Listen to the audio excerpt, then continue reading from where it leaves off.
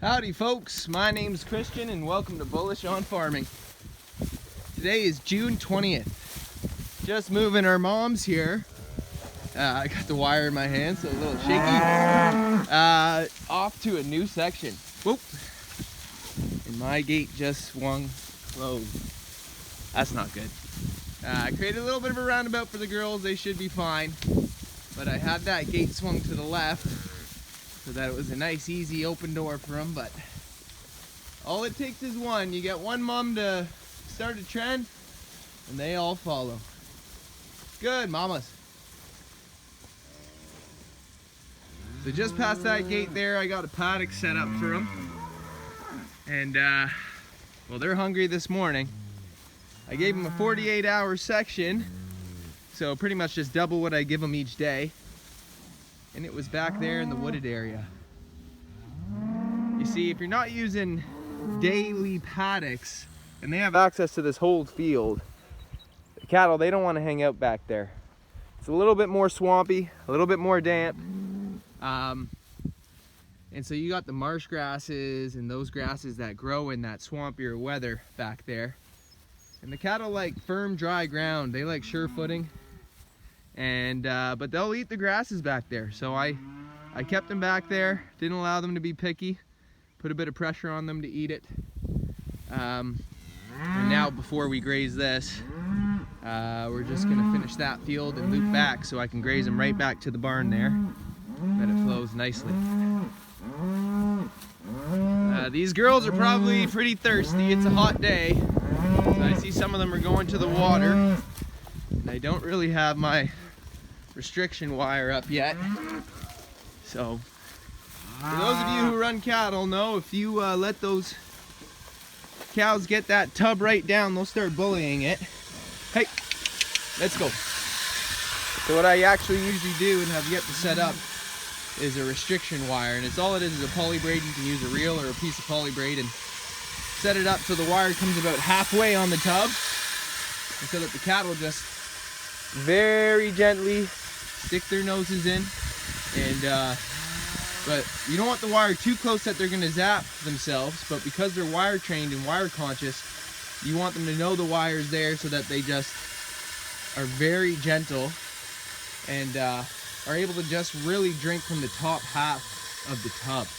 You don't need them getting their noses all the way to the bottom, right? So there they are, turned out. And these last two fields are the last two on our rotation to cover the whole farm with this main group.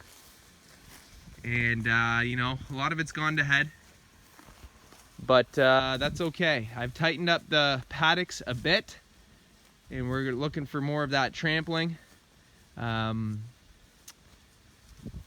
to drop that carbon floor. And a lot of the seed that has gone to head, when you break the shaft of that plant, the plant dies and resets, and that seed drops and is essentially seeding your pastures.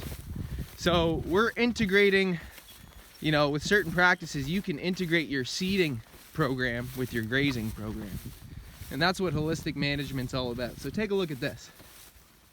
You probably see the difference there. They're not a huge fan of the grasses back here, nope. But with a little bit of pressure, they'll trample up what they don't eat. And I'm just heading back. There's a calf who was snoozing, got caught back. So I'm gonna just try and encourage him to join the group. But yeah, so in here, you know, the cattle have been through it. They've been here for 48 hours, so you know they've browsed over everything more than a couple times.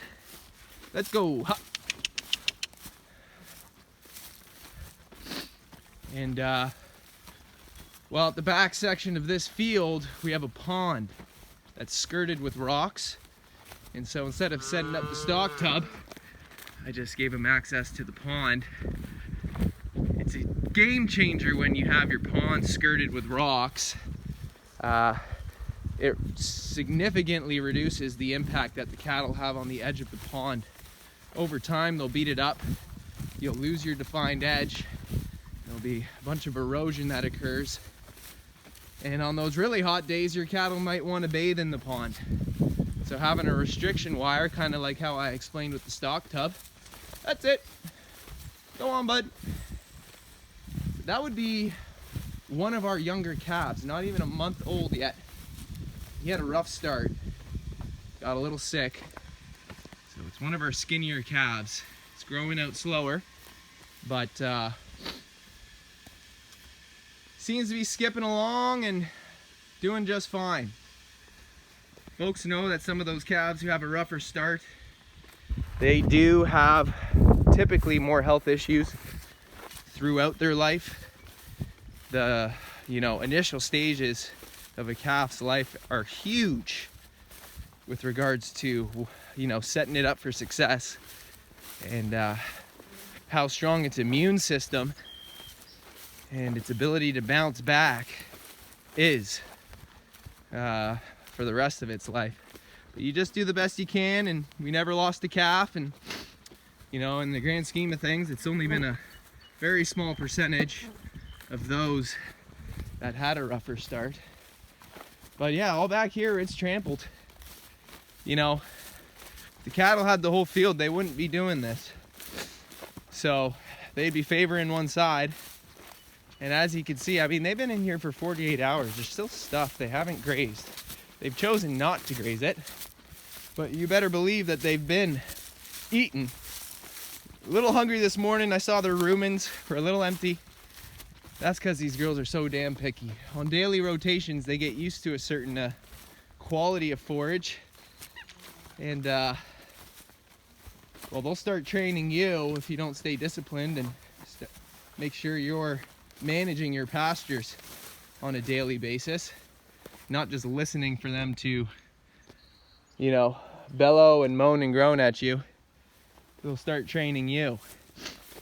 So that's the beauty about managing cattle in this way, is you're evaluating your land and your animals on a daily basis. So this is the pond I was talking about.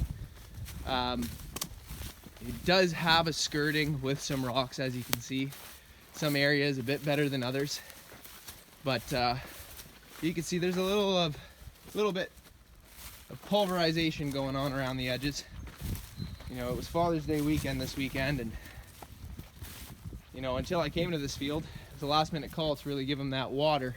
It's only the first half of summer that thing stays full. So next time I'll probably just limit their access to a certain walk-in, and maybe lay down more stone in that area so it's nice and landscaped for the hoof traffic.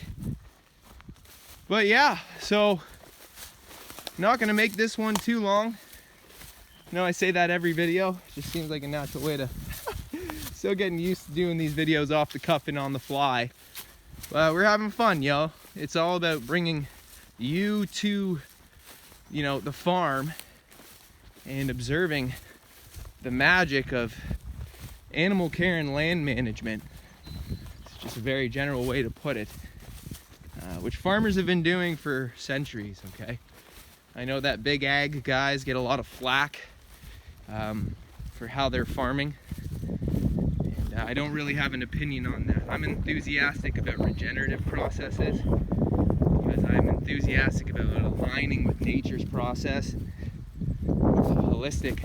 It's an enjoyable thing to team up with nature and understand how nature intended things to be.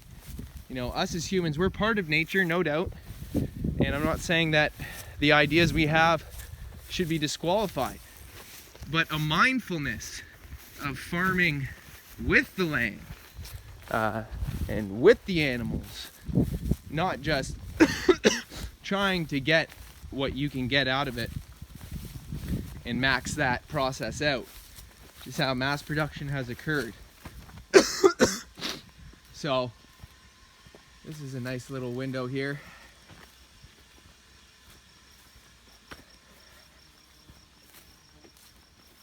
Anyways, as always, a lot of work to do, and We do it for the love of the game out here. Anytime you guys want your fix of cows, come and join us here. And we'll have some content for you. Soothe the soul, baby. Until next time, thanks for dropping by.